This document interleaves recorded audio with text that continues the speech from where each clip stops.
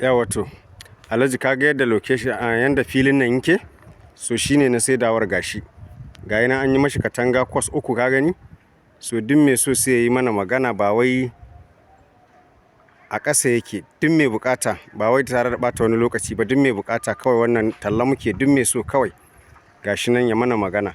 So yanzu wannan filin kaga bari mu nuna maka ciki ka gani, kaga yanda ciki yake, kun gani yawwa. Yanzu bari mu nuna muku location din ku gani. Nan shine yanayin ainihin yanda location din unguwar yake, kun gani ga layi nan, shine layi da zai fita da kai har zuwa titi yawwa. Sannan sai gashi yanayin yanda design din location din yake, kun gani nan ma in ka bi layi ne zaka miƙe, zaka kwana zuwa titi, ba shi da nisa zuwa titi, kun gani hagu da dama ba inda ba a nuna maka ba. In dai yayi maka kawai ka riga ka gama ganin location din. Duk wani wakili da zaka turo, duk abin da zai gaya maka bayan wannan ne yawwa, ka gani. So wannan wani layi ne, ga wuta kuma a unguwar sosai, kun gani da wuta da komai yawwa.